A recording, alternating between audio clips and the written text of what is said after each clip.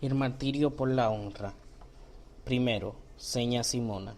La anciana aquella era un tipo que llamaba la atención, lo que se llama un buen tipo, y aún dicen que tenía algo de israelita. Lo que sí es verdad es que por sobre el pelo de la ropa se conocía que era vástago de familia distinguida, y que en sus mocedades había sido bella. Blanquísimo el color de sus tez, ovalado perfecto el de su rostro, ojos negros e insinuantes, nariz perfilada, y con el pelo que probablemente sería el oro fino que celebraron tanto y acerca de lo que tanto donoso disparate insertaron los poetas del siglo de oro de la literatura castellana. Ya blanco en la época que aquí abrimos ahora. Tendría entonces unos 70 años. Dada la desgracia que era coja y así tenía que sostenerse entre muletas, muy aseada en persona, usaba las clásicas polleras humildes, como cualquier mujer del pueblo, y un mantón blanco cubría su cabeza y hombro. Había sido expósita. Vivía en casa de la señora Altagracia Guante, morena pobre y nieta acaso del protagonista de nuestra historia de Barriga Verde, siendo contemporánea de ella, lo que hace suponer que su madre fuese quien la recogiera. Transcurría su existencia tranquilamente, porque el carácter de aquella mujer era muy apacible, y la desgracia la había, por decirlo así, moldeado en su turquesa.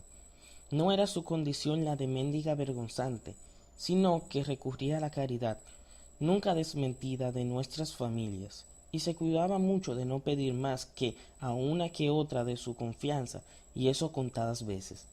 Su mansedumbre la hacía querer de todos.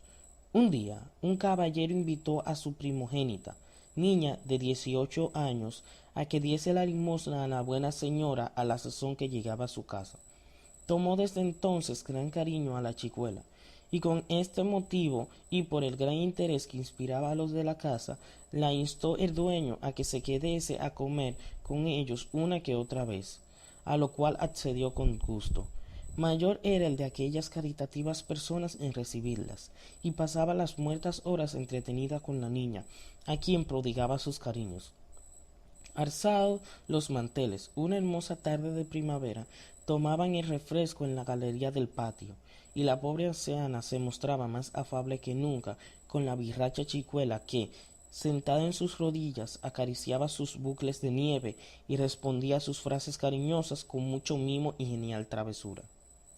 Los naranjos y granados en flor despedían perfumes sabios, por lo penetrantes y suaves, cubriendo el recién barrido suelo de un alfombrado de blanquísimo nazar los primeros. Era la hora de la tranquila calma y la poesía meridional, con que se regalaba nuestra oriental naturaleza, con lo que aduerme los sentimientos y despierta el espíritu. Renuevo de árboles que se vestían otra vez a toda prisa para esperar el abrazo del calor del trópico desarrollara sus flores y engendrara sus frutos. Sarmientos amarillos que se iban retorciendo como hilos de oro según salía de la cepa de la vid, agarrándose tímidamente a los futés de los pilares de la galería. Píos de polluelos escapados del cascarón, revoloteo de zumbadores y canto de algún antes prisionero risueño, el todo sazonado y embellecido con cambiantes de luz vivos y moderado calórico por el sol de las tierras antillanas. Era dulce solaz y escenas gratas para ojos y alma de los que gozaban de eso que se encuentra en todas las estaciones en los más de nuestros patios, especies de parques a la inglesa, pero tienen luego la rustiquez maravillosa, exuberante de las selvas del Nuevo Mundo. La luz se detenía a una vara de la solana y permitía una ancha faja de sombra refrescante, la cual determinaba una temperatura agradable. La niña jugaba allí y de allí vuelta a importunar a la anciana y vuelva a bailar su muñequita sobre el terrazo bruñido a escoba.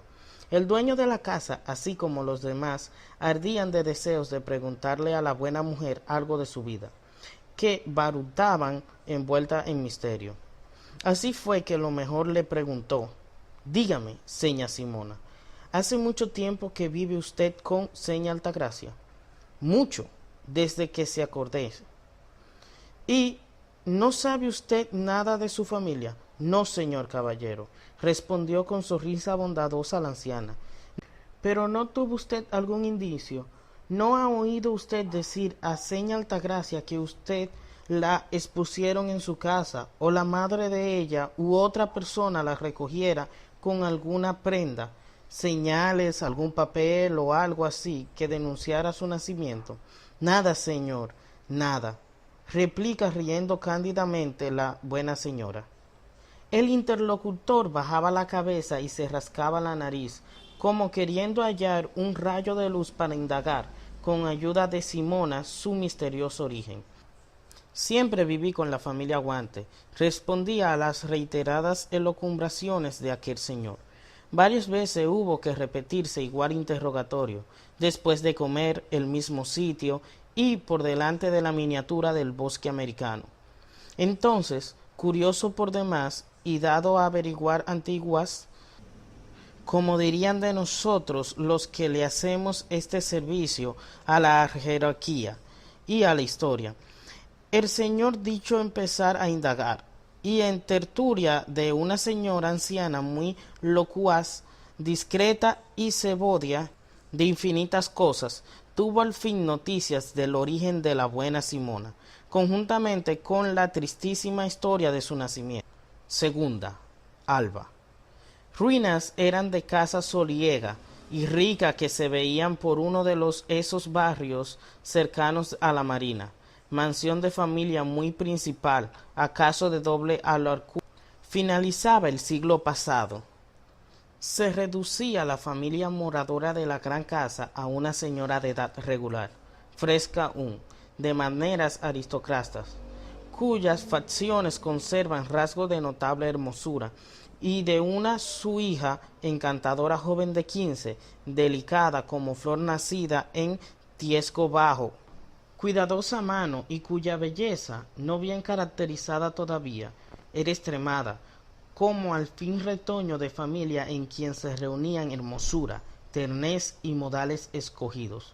La joven aquella era hoja de rosa, de cutis con el color y la ternura del melocotón, de húmedos y brillantes ojos, labios de flor de granado, nariz de forma escultoria, como de estatua griega, y frente de curva suave, sobre la cual pensaban hermosamente rizos cabellos castaños. Su talle se erguía airoso, como brote de palma, nueva en movimiento blanco, y como ésta llena de majestad.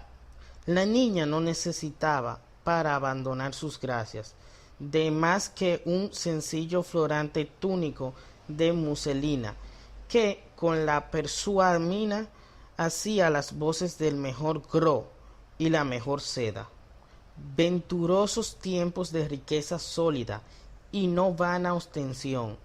Corto el vestido, dejaba asomar los redondos tobillos, opreso el pie pequeño y provocativo en delicada zapatilla de seda color amarillo mamey, y rebalada la bien torneada pierna por la media caleada y sedaña, se envolvían en ella delgadas cintas de colores del mismo género.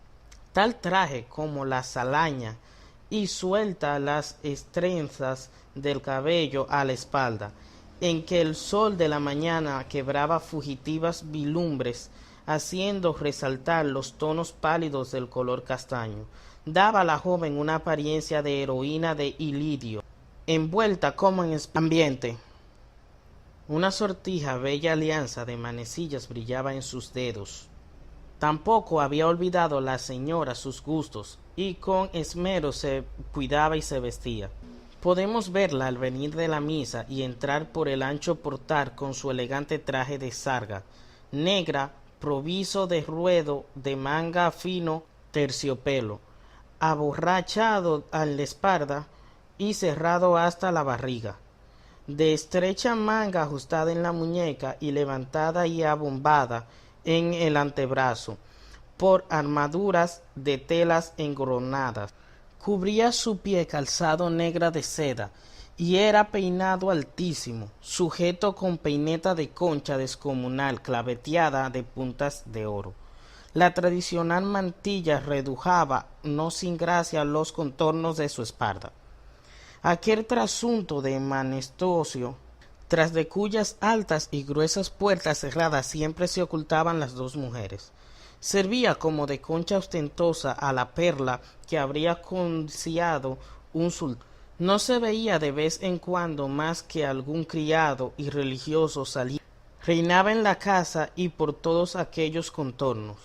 Ganas daban de curiosear cuando, entrada la puerta al pasar alguien, se descubrían el oscuro zafán, el arranque de la ancha escalera y el patio cubierto de espejos bosques. El interior era tosco, amplio, de enrevesada distribución con muchas puertecitas, arcos, claraboyas, ventanojos y cuartucos. Las gruesas villas al aire, las paredes blanqueadas con cal, alto arco en la entrada de la pared maestra provisto de formidables puertas, el friso por mitad de los muros, al óleo, de color oscuro, piso ladrillesco, cantaras en la sala con libros, y muchos palos de hamaca incrustados en las paredes. En fin, fortaleza por fuera y claustruco por dentro. Tales eran estas grandes casas y casi todas las de estas históricas villas. El mobiliario original y recargado de la época en que descollaban los tures, especies de sillones de caoba con asientos y respaldados de cordaban, asegurado con tachuelas de cobre, adornaban la profundamente sala, en la cual se abrían unos balconcillos rellenos. En grandes vasos de cristal rebosaban recién cortados raumas de azúcar, rosas de Castillas, albahacas y claveles. Patriarcal vida de la madre e hija. El jefe de aquella familia había muerto hace algún tiempo. No rica mesa, aunque abundante, mucho dulce, mucho merendar y mucho dormir siesta. Así nos manejábamos ricos y pobres allá en los buenos tiempos, felicísimos y venturosos tiempos de antaño. Había en aquella casa aire de bendición, tranquilidad religiosa, salud y bienestar, flores por todas partes, canarios y ruiseñores paralelos por todas paredes, y clásicos loros encarmados en los hierros de las ventanas de comunicación de la sala y el comedor o del balcón, rumiando un alabado que a la par le enseñaban madre e hija, y un Deu gracia probable que oía diariamente quien venía a la casa o el consabio lorito real para España, y no para Portugal, que es cartilla obligada de cuanto loro se crecía en tierra de garbandos. Costura poca, como de quien no tiene necesidad, y se hacía tal labor porque era como símbolo del trabajo que antaño santificaban de alguna manera y enseñaban en primera línea, y tejido y guariqueña otro poco, con unas cuantas vueltas en el uso de pabilo o hilo grueso, lo cual era reglamentario en toda anciana, y aún lo es en una que otra, y que no enseñaban la señorona que nos ocupaba, ni aun por serlo. Después rezos por almudes. ¿Qué hacía la interesante doncella? Fabricar mocetas de flores de trapo por los altares, hojear libros de devolución, ver santos, de librotes con foro de pergamino olvidados en un arcón, hacer hablar al loro, oír los pájaros horas enteras junto a sus jaulas, embromar un tántico a las sirvientas pulquerimos que hacían limpieza y abriéndose sobremente. Entonces la ociosidad era casi precepto, y por eso había que encomendar tanto el alma a Dios para que por su ancha puerta no entrase Beelzebub. Pero Beelzebub entró allí, pese a quien pese, acaso por ser aquella oscosidad salvamente bendecida y todo, de las mayúsculas que se gastaban. Madre e hija una mañanita ultimaban un taño de altar de capricho tejido y recalmado de obras hechas con hilos de plata y oro, con buen número de brillosas lentejuelas. e impermanentes caunillos. Pero el santo, cuyo era el pañote, requería eso, y aun diamantes de Golconda. Tal era la devolución que por él tenían que la casa, a la que habría de librar naturalmente de triseños y peces.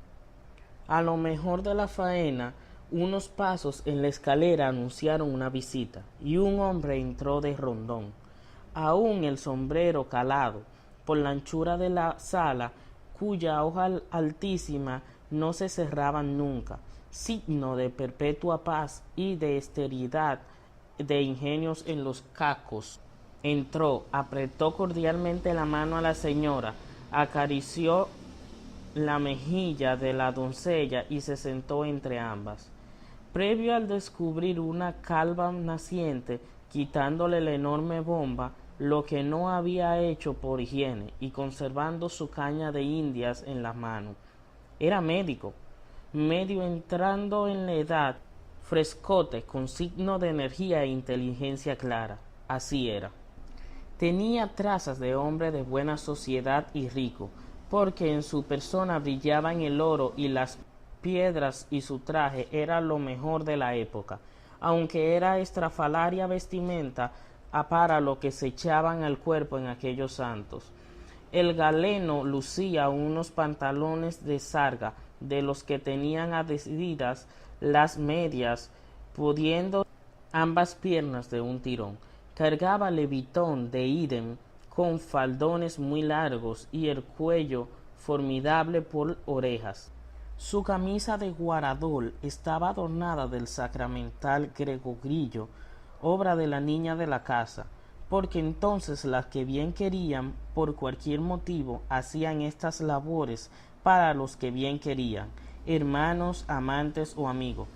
Chaleco cuadrado de ancha solapa, y por último el relajado cuello de la camisa dejaba ver el collarcito de la reliquia de aquella gente traía siempre consigo, aunque de ellos hubiese que fueran más malos que Caín. La bomba que puso a descansar sobre un ture era un trozo de historia antigua, como dijo con gracia un ya famoso poeta nuestro. Bien que muy joven, pues era desmesuradamente ancho arriba, angusto al medio y otra vez anchuzco hacia abajo, con desplegadas alas envueltas para arriba. Todo traje masculino tenía en aquel tiempo eso de notable, que era exagerado y ridículo en grado sumo. Se echó hacia atrás con aire de satisfacción, cruzó una pierna sobre otra y se meció en una valquición de madera, y como hecho de una sola pieza, que entonces se usaban, preguntando con voz algo hueca y aire de importancia: ¿Vamos bien, eh?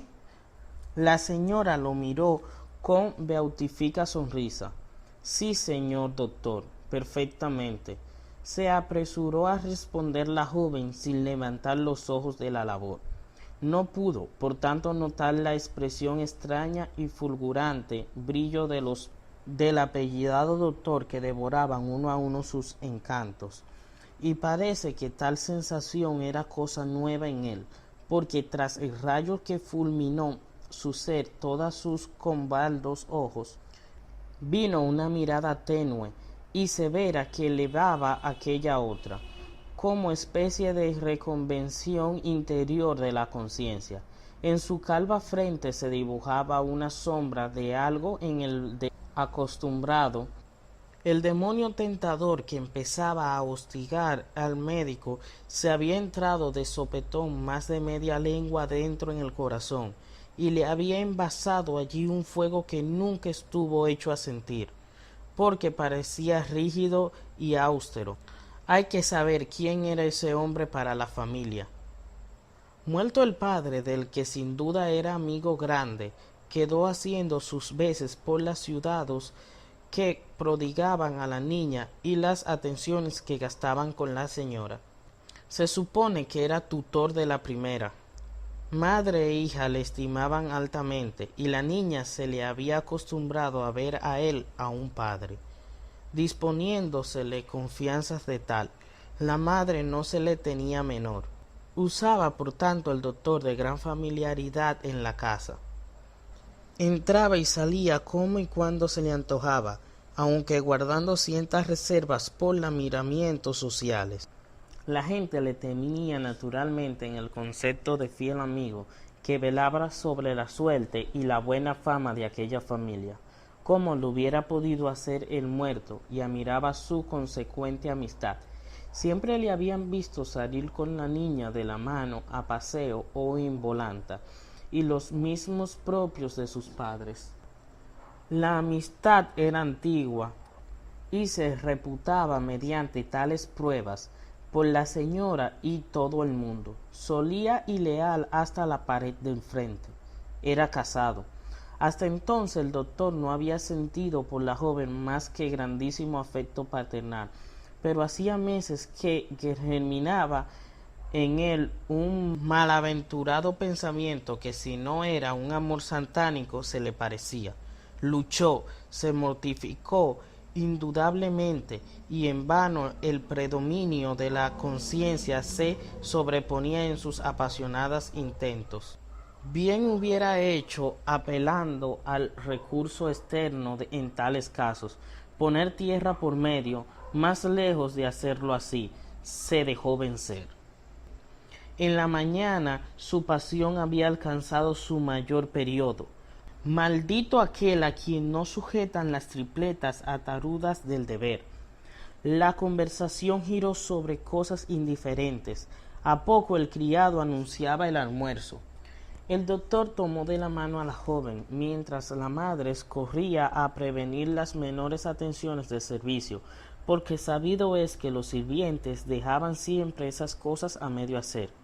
Y la señora, tal principal como era, gustaba que el doctor o cualquier extraño hallase en su mesa todo en regla. El almuerzo perfumaba con los olores de los criollescos quioses. Allí caprichos de adobos y de frutas de sartén, allí cuanto podía regalar el gusto, allí pirámides de dulce de todas clases, y esmaltados el centro de la mesa sobre bandejas antiguas de plata, profunción de piña, zapote, guineo y guayabas de la torriza de la zona. Vinos generosos tiñeron los anchos vasos poligonales de filete dorado. Tomó asiento el doctor al lado de la niña y le servía con exquisitez, acaso más refinadas que en otro tiempo, y con cumplidos algo galantes que excedían la media de los cariños extremos que solían gastar cuando procedía de otra suerte. Pero ¿quién iba a fijarse en esto? A los postres el doctor echó su cigarro y dijo: que este nombre daremos a la joven. Nos entrenará en un rato antes de la siesta con su habilidad en el arpa y algún cantoncillo de nuevo que sepa. La joven ruborizada bajó la cabeza. ¿Yo? balbució. Sí, niña, le dijo la madre con tono de dulce recomendación. Vamos, ahora hacerle de rogar, no faltes más. La joven se encogió los hombros haciendo una mueca de desilusión. Como que ya no quieres a tu padrinito, picarona, le dijo el doctor inclinándose hacia ella, hasta pegar casi su rostro con el de la niña. Padrinito le llamaba alguna vez que otra.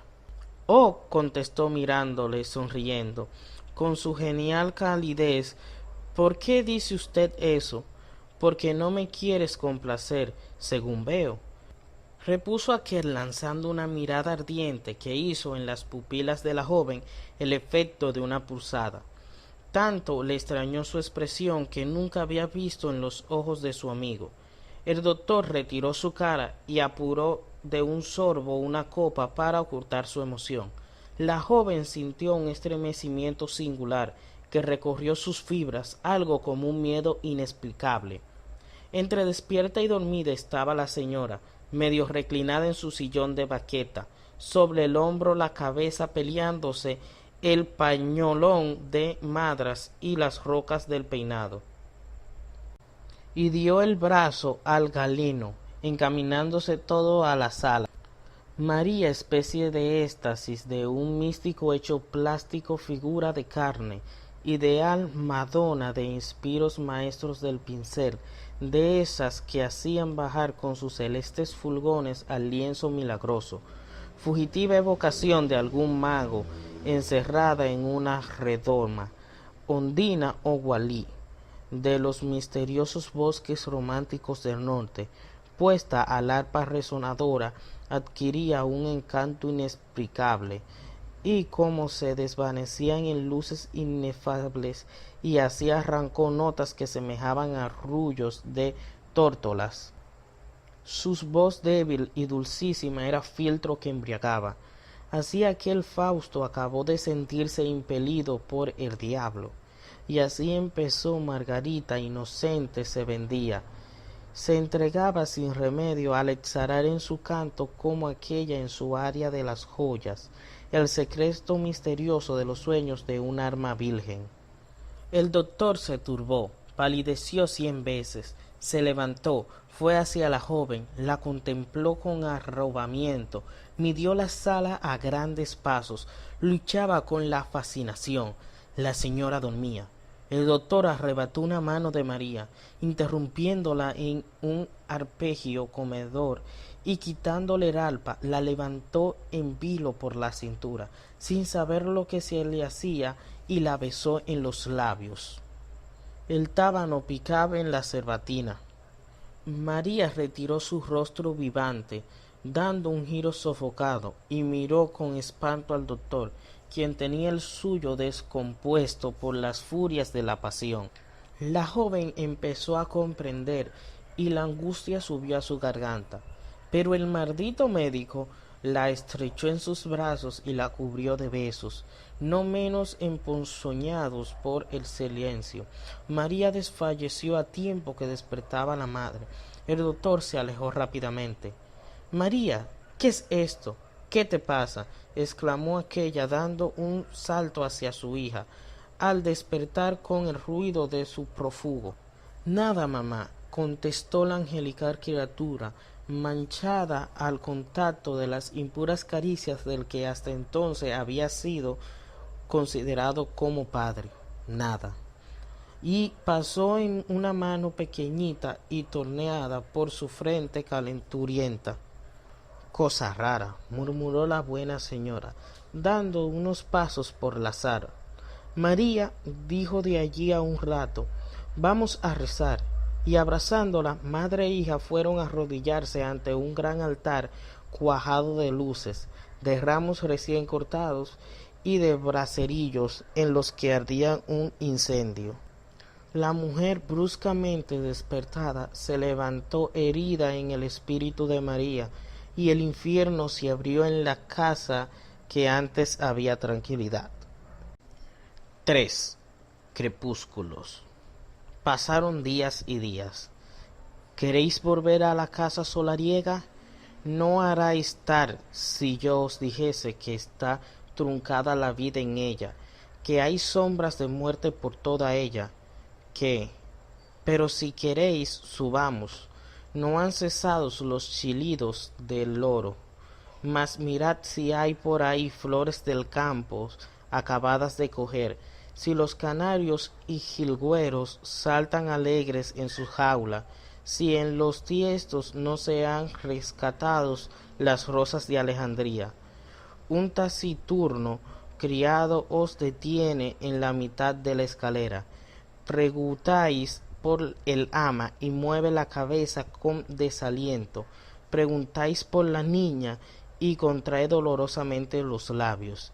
Si acaso os hace una seña triste con los ojos para que subáis, si tenéis el valor. Desierto el corredor, la sala como tumba cerrada. No discurred el viento del norte cargado con los perfumes acres de nuestros montes vírgenes por los abiertos balcones. No entrad llegando de fiesta el sol a guisa de amigo antiguo, como en antes adorar los sólidos sillones de caoba y los grandes cuadros de linujas antecesores. El arpa de María está allí, en aquel rincón entremejido de la telaraña, tal como la puso el doctor al arrancársela de las manos en la nueva Margarita. Silencio lúgubre. ¿Pero qué es eso? La antigua casa solariega es prisión, es tumba, es horror ya. ¿En dónde está angelical María? Ay, nadie responde, si acaso un gruñido, una especie de sollazo que se escape a pesar de quien lo exhala y que desgarra su alma. Sale de allí, dale la vasta pieza cajulla de armario de caoba sustentosamente labrados, con cilindros de cobre por bisagras y llave de los mismos donde dos camas altísimas de elevados espaldales rellenas de colchones descomprimidos, cuyas ricas cubiertas de badana deslustra espesa capa de polvo, cual si en ellos hubiera tiempo que nadie durmiese. Allí también el oratorio con 2 o 3 soñolientas luces. Allí por fin una mujer. Estaba sentada en un taburete de badana, con la mano entre los revueltos del cabello. Su faz desencajada muestra lo que había sido de sufrir. Brillantes fiebres desmuruzantes, abiertos los ojos, vigilan con espanto y desologios infieles por todos los rincones y muebles del aposento. Se oye como el mar en vísperas de tempestad roncar su pecho, levantándose hirviendo en gargantas y desforgarse en su suspiro ahogado y violento como ruido de fuel de fragua. No es posible reconocer en ella a la gran señora, apacible y dichosa en otro tiempo. Hasta sus vestidos están en desorden y surcados de mugre, mojados en lágrimas rabiosas, pero que esconde cuidadosamente, y en sudor de agonía, el polvo sutil de los rojos ladrillos que la escoba nos castiga como solía. Vine a solicitar la humedad para marchárselos. Aquella mujer podría decir, no hay dolor como mi dolor. No os dagáis cuentas de semejante transformación. Es que la desgracia visto sobre sus males, según él dice profeta.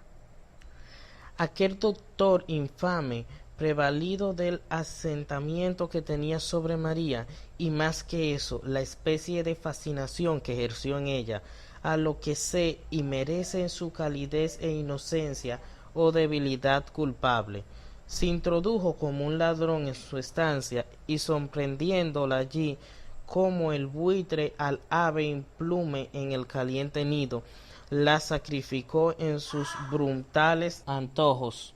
La profanación de aquellos santos afectos y deberes, el ver convertirse en seductor al amigo leal y quedar así su inocencia atropellada en un instante, hallarse en fin niña cándida ayer, atrapada en mujer impura ahora, y luego aparecer en tal guías ante su madre y ser escándalos de los vivientes. Todo eso hizo palidecer las rosas de las mejillas de la joven y que perdiese para siempre su tranquilidad. Nada dijo. El doctor seguía como siempre, prostituyendo aquel hogar santo con su presencia asesina, y disminuyendo en su franqueza y campechando de modo ser, y aumentando el recelo de sus ojos al paso de la palidez y el desmejoramiento de la niña. La madre experimentó cierta desazón que no aceptaba a explicarse. Accedió a preguntas a su hija sobre su quebranto y al galeyo sobre el mismo, y a las esquivas cuestiones de una y otro mordieron por primera vez las crueles sospechas en su corazón, y se sublevó aquel altivo carácter a la sola idea de ver deshonrada su estirpe. Y en tiempos como aquellos, cuando los casos de deshonra y los respetos humanos conculcados eran cosa terrible entre familias hilgadas sobre todo, Sin embargo, bien distante se creía la terrible realidad. Llegó a figurarse que dado a la niña hubiese cubierto de ignominia su nombre y sus timbres, ¿acaso el médico estaría cómplice de ella, jamás autor de tan horrendo delito?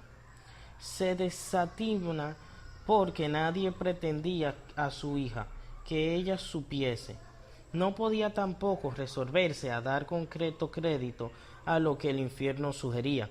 Su hija tan cándida, tan llena de virtudes y religiosas, imposible. Sin embargo, como mujer de experiencia, supuso que su sexo no estaba nunca exento de grandes debilidades, y que cualquier patán podía muy bien haber abusado de su hija sin mayor culpabilidad de parte de ella. Mas como quiera que fuese, era necesario hacer un ejemplar. Se dispuso a castigar la infamia y que creía ella que el médico contrataba en concluir. Si resultaban ciertas sus temores, y se encerró con la pobre María en el oratorio, sin más testigo que las imágenes del altario y las velas del desplendible ardían en él. Juez y reo estaban el uno en presencia del otro. Ocupó la señora su cómodo sillón de vanada, y María permanecía de pie, con la mejilla sobre la palma de la mano, tristemente entorrados sus ojos, fría, liviana y ternuda. Hija, vamos, empezó con afectada dulzura la madre. ¿Por qué estás así, desmejorada, triste, confusa y apresada? Algo te pasa, que debes confiar en tu madre. La joven dio un suspiro ahogado. Sufres, yo lo sé. Continúa la señorita mirándose con trabajo. ¿Pero qué te pasa? Insistió con firme acento. María tembló de pies a cabeza. ¿Me quieres decir? No, gruñó la madre. Y dime, ¿en dónde está tu cómplice que ya no aparece por la casa, tu padrinito? En efecto, cuando el doctor vio el nublado en la frente de la noble matrona, tuvo a bien alargarse y desaparecer para siempre antes de que estallara el tibión, porque ya sabía él que la joven estaba ensintida, y dicen que se refugió en Puerto Rico. La pobre niña quedó sola y expuesta a los rigones de la colatoria materna, que entonces podía temerse en circunstancias iguales, no ahora, que algunas madres, si bien en el caso, son cómplices de la deshonra de sus hijas. Habla, exclamó injuriosamente cuando alta era la gran señora, y encimándose a María, hasta faltado, te has burlado de mis canas y te has deshonrado. Yo lo adivino, yo. Y esa sola idea de comprimió en las sienes de las manos y se desplomó de nuevo en un sillón. Mamá, gritó sollozosamente la pobre víctima, yo soy culpable. No. Y aquí se detuvo, porque se negaba a emitir los sonidos. Si eres culpable, mala hija, rompió la señora, alzándose otra vez a su asiento. Se ve, se está mirando. Pronto, confiesa tu delito para castigar al culpable con todo el peso de mi indignación. Y en cuanto a ti, la joven cayó de rodillas, alzando hacia su madre la supliquez de sus manos, e inundados de lágrimas sus ojos bellísimos. Mamá, por piedad, mamá, perdón, perdón. Con que al fin declaras, dijo la ardua madre, echando chispas, con voz afectadamente tranquila, lenta e incisiva, pues cada sílaba era como una gota de plomo. ¿Y quién fue el seductor? Habla pronto, añadió mudando de tono y con grillo y destemplado acento. María tembló y sus hoyos fueron los que por breves instantes turbaron solamente la espantosa tranquilidad del oratorio. Confesó la iniciacua conducta del doctor. Cuitada que no lo hicieras antes. El rayo de improviso desató sobre el inadvertido viajador no causa el horroroso, el indescriptible efecto que tal confesión sobre el ánimo y el orgullo y los irritables nervios de la noble matrona. Sofocó un ahí desagradable y nada dijo. Pantera herida en mi mitad del pecho cuando encogiese y sacando las uñas se dispone a lanzarse sobre el cazador. Gruñe y cae inerte. Así aquella mujer se levantó como impulso por un resorte altiva e iracunda, levantándose en talla por todos sus toros, y volvió la espada desañante a la infiel criatura. Pensó la hija que se moría. Salió del aposento vacilante, mientras que la madre se encerraba en él. Se retorció, gimió, mas el peso del dolor quedó al fin rendida en la pobrecita, y comenzó, al paso de su viacrucis horrible, su resignación del mártir. Desde aquel momento la vida entera huyó de aquella casa. La señora llamó a su criado de confianza, hombre resuelto y de robustos puños. Fría y calculadamente había trazado su plan inhumano. Él creía necesario para encubrir su honra y dio prolijas y terminantes instrucciones a su servidor, amenazándole con su enojo si no cumplía con lo que se le mandaba. El criado juró por su patrón obedecer ciegamente, aunque no imaginaba dónde iría a parar aquello. Así fue que el amanecer de un día esplendió cuando la naturaleza toda se regocijaba. Se presentó el fiel servidor en la estancia de la consternada María y casi sin miramientos la intima a que baje al zagán, porque una volanta le espera en la puerta de la casa. ¿Dónde me llevas, Gabriel?, le preguntó la joven enrubrecida de lágrimas y temiendo la hazaña de su madre. La señorita va al campo, en una quinta. La pobre niña bajó la cabeza sin preguntar más y levantándose con trabajo, sin mudarse de vestido, bajó apoyada en el hombro de Gabriel, que allá en lo hondo había lamentado semejante desgracia, y compadeciendo a su señorita, sobre cuya cabeza caerían las iras de su madre como una trompa. Él solo sabía que estaba poseída de terrorífica indignación contra la joven. Todavía no se echaba de ver su estado. Ya en la volanta se atrevió a preguntar: ¿y mi madre? Gabriel por toda respuesta azotó las mulas que arrancaron por la estrecha calle que cae al barrio de San Miguel, para seguir al pie de la muralla hasta las afueras del Conde, ya que en la quinta el fiel sabueso se constituyó en guardián de la joven, a la que acompañaban unas mujeres conocidas o arrendadas del señor, y que nada sospecharon. Aquello fue reclusión en regla, no tenía con quién comunicarse, y el tedio se desplomó sobre su espíritu con su cortejo de melancolías. Fue decayendo tristeza, presa de sus remordimientos y dolor agudo. Pero ni una maldición ni un deseo de venganza para su seductor le dolía así, como es el suponer que hubiese hecho de ella su víctima, troncando su cariño en infame trompeza. En sus largos paseos por la orilla del mar, entre dos filas de cocos enanos, el ruido de sus pies que levantaban la arena hacían correr los cangrejitos colorados o bermejos, que salen a tomar el sol después de la lluvia y que pueden por marzo los caminos cerca del mar, y como necesaria consecuencia las ollas de los habitantes de las ciudades. Sola iba y doblaba sobre el pecho la frente gentil la infortunada, y brisas cálidas, en consorcios con las auras del trópico, venían por las mañanas a descoger y a acariciar sus cabellos descuidados, como últimos lijoses galantejos que le habían de admirar.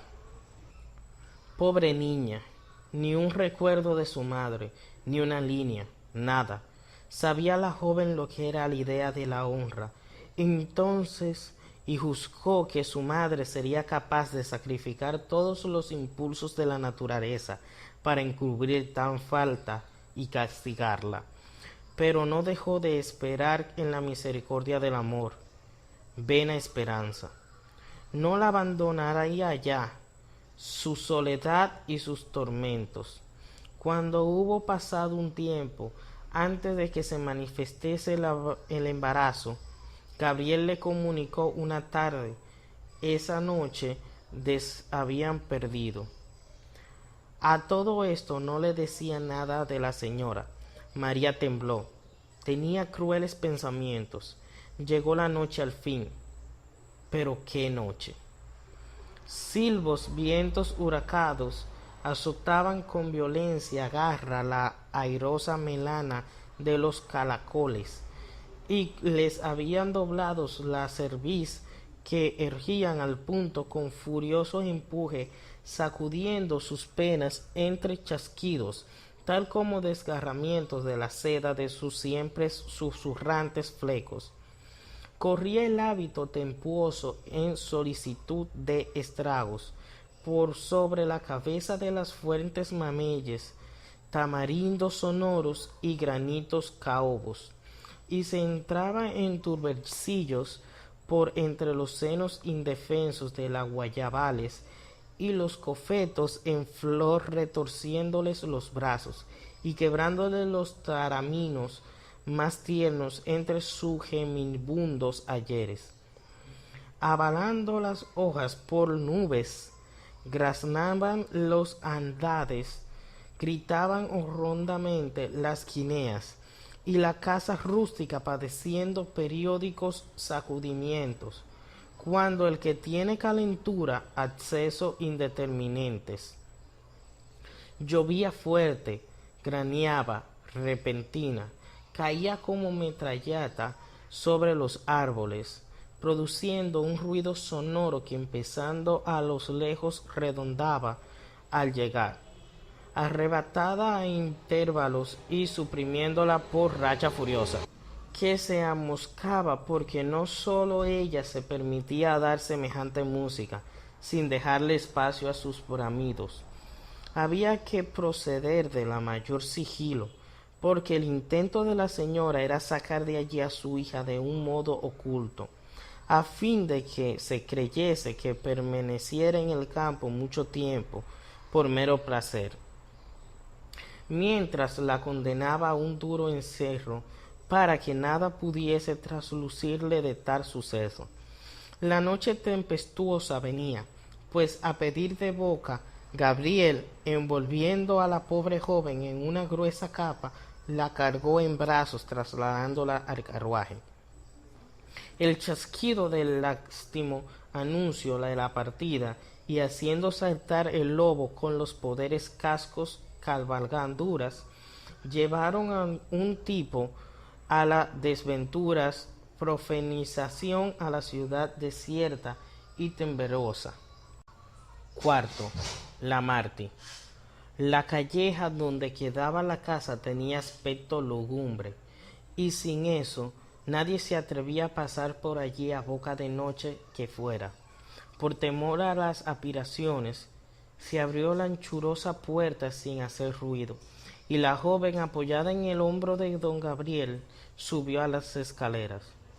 Arriba guardaba su madre con una luz. La pobre niña, al verla, quiso dar un grito de alegría y dolor. Quiso avalancharse hacia ella y exclamó con acento desgarrador: «¡Madre mía!». Pero la señora no hizo un gesto, no despegó los labios, y haciendo una señal imperiosa al criado, indicó al servidor un apartamiento que daba sobre el patio, estrecho y de alta ventana con rejas, diciéndole cercamente: allí. María volvió los ojos descajados a su madre, implorándole. Dio un largo gemido y se retorció como negándose a avanzar.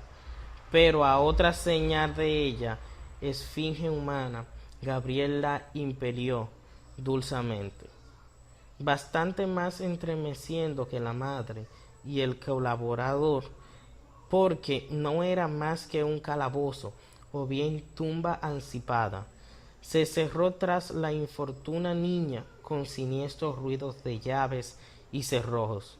La señora, impasible en tanto, sólo dejó escapar un rugido y luego giró sobre sus talones y se fue vacilando como ebria hasta su cuarto.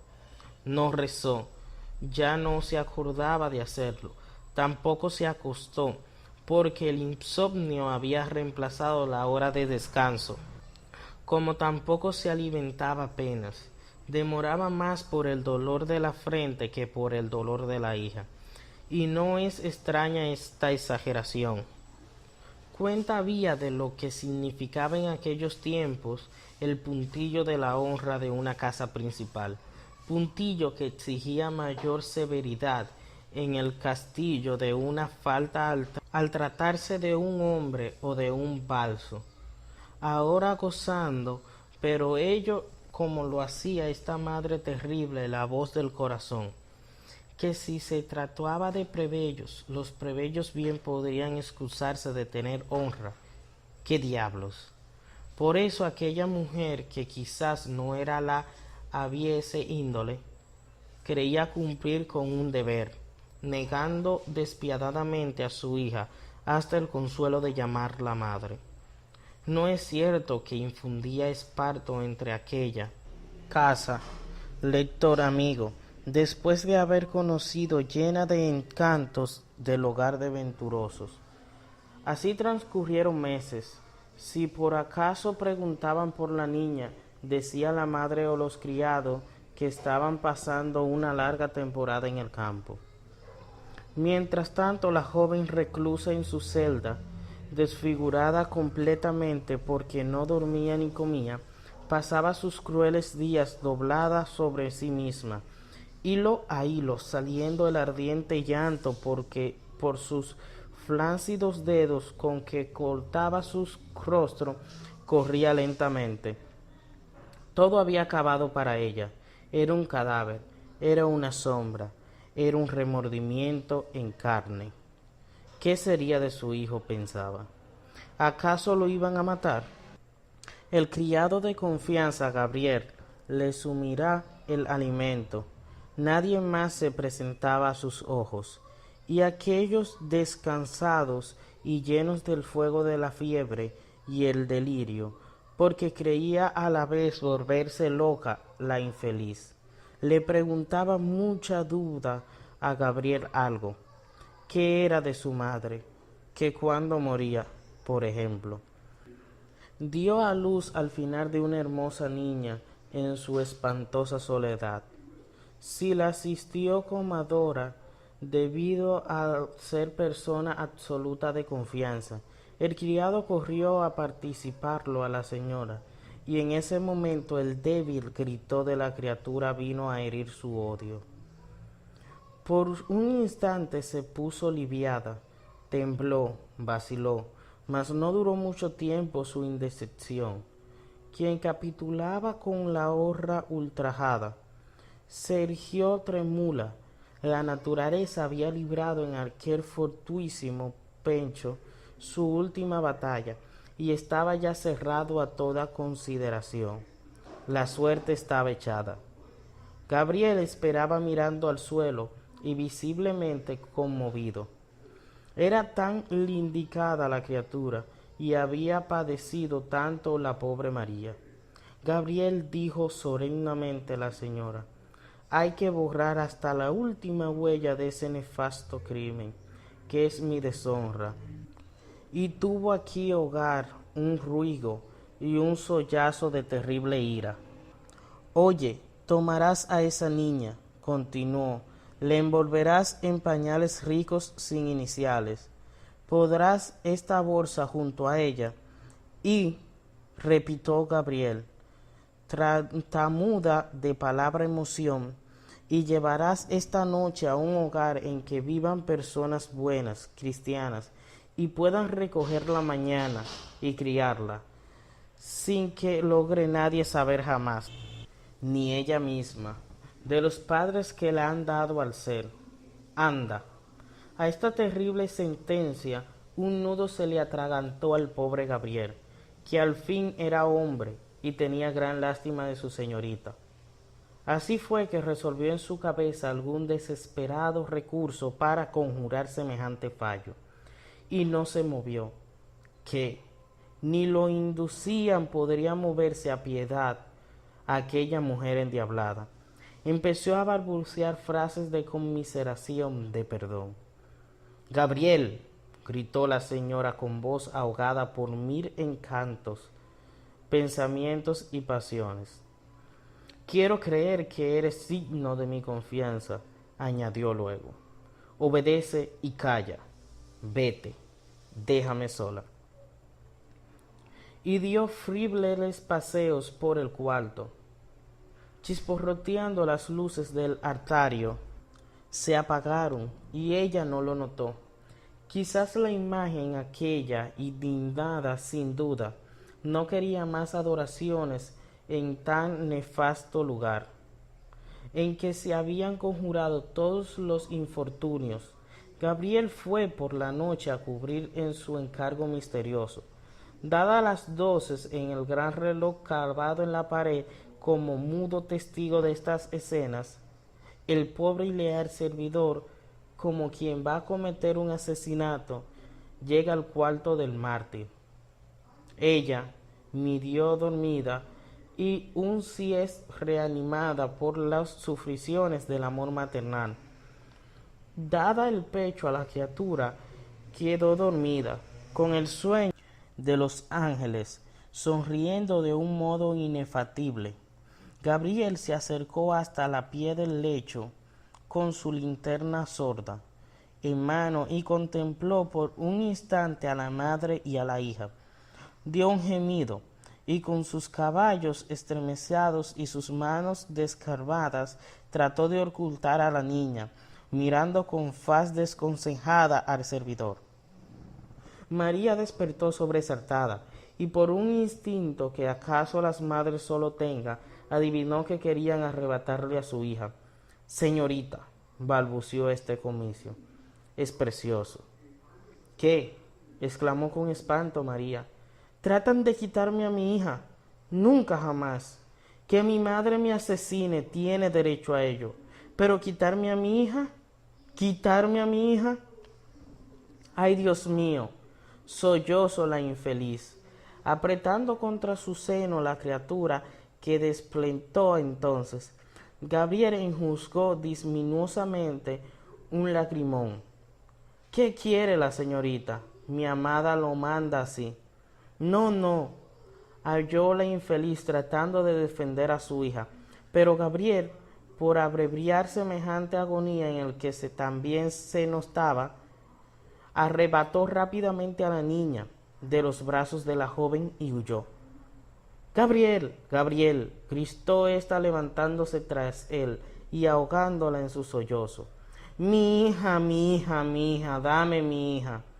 Y cayó rendida al peso de los callantos cuerpos, y se dobló sobre sí misma como el junco que rancha abría retuerce al pasar, y rebotó su frente contra la puerta que había cerrado tras sí el criado, y sobre el suelo se golpeó la cabeza, aquella cabeza de idea madona, quedando los caballos esparcidos por el suelo, se había desmayado.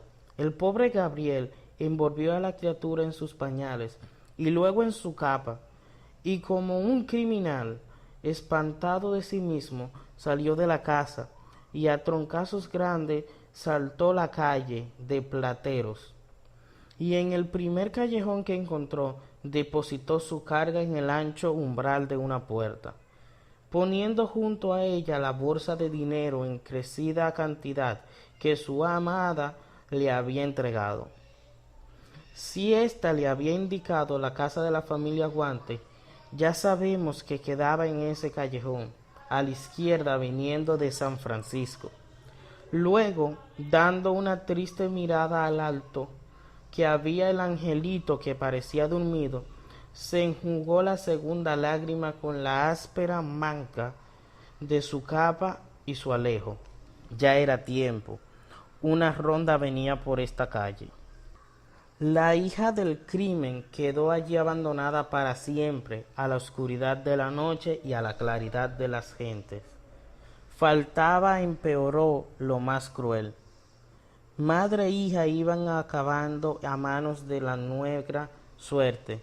María quedó medio trastornada cuando, a favor de la frialdad de los ladrillos y del aire que encontraba por la ventana, recordó los sentimientos.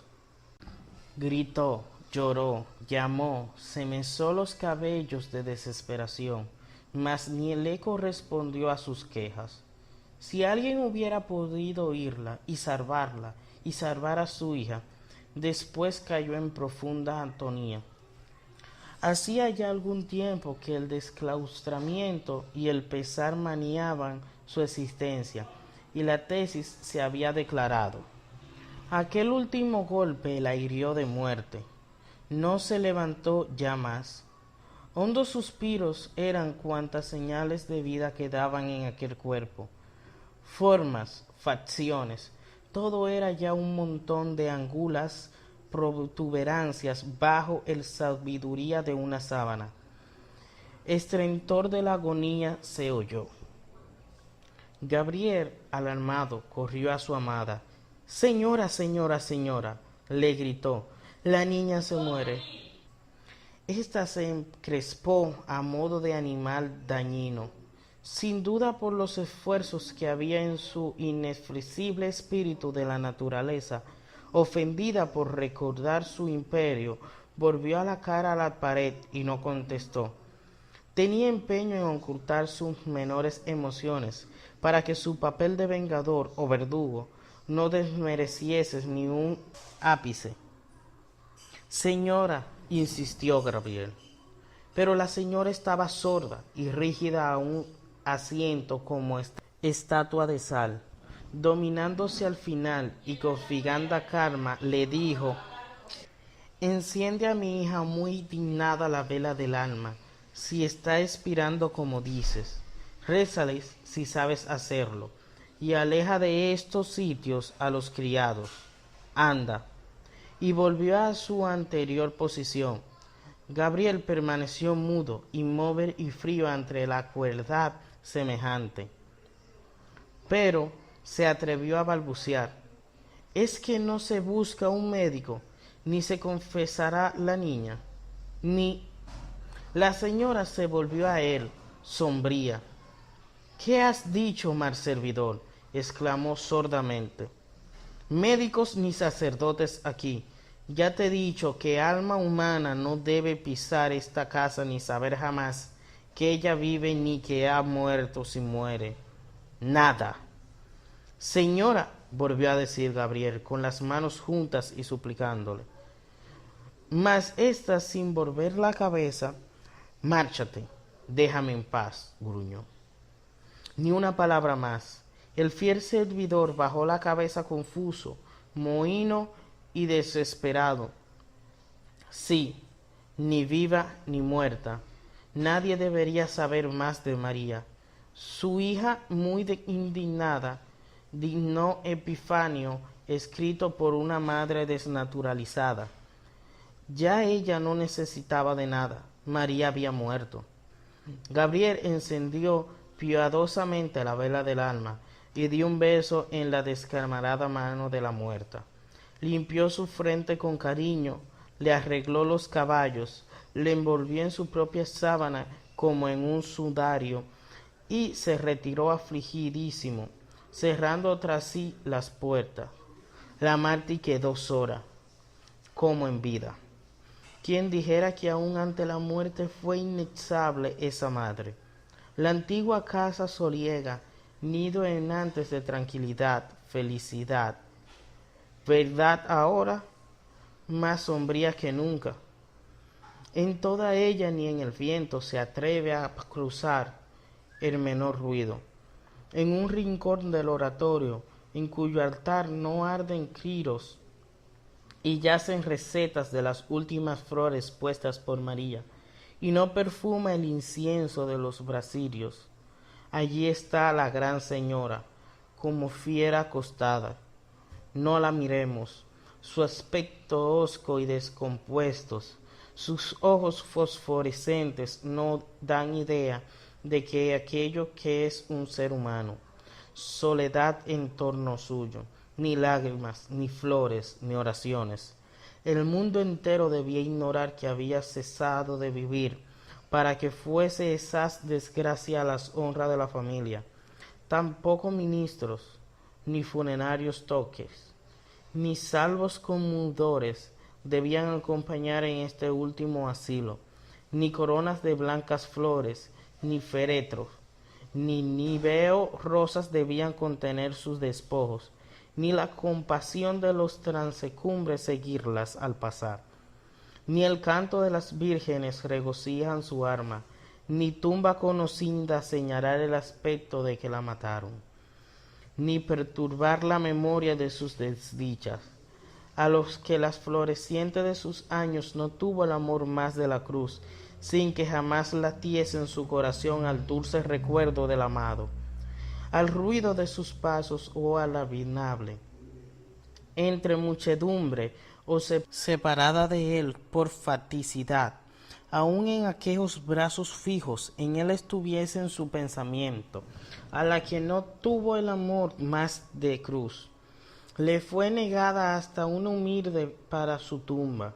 El mundo debía ignorarla también, como ignoró su falta, como ignoró su suplio y su muerte. Y así fue.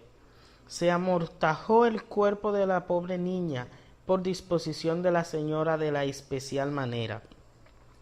Y cuando la densa noche que apareció luego cómplice de la infamia cayó pasadamente sobre la ciudad antigua, cuando zumbaba el viento entre los estribos de las ruinas del cercano monasterio, cuando las lechuzas del despiadado chirrido agorreados, cuando las luces fosfóricas brillaban entre las hierbas y sobre los escombros de alguna abandonada vivienda, un hombre sin sombrero, envuelto en una capa, erizó el caballo, inseguro el paso, sofocando en su garganta una especie de gemido.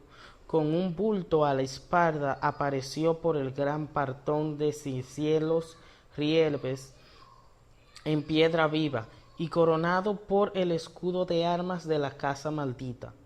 Nubarones negrísimos y espejos corrían del sudoeste.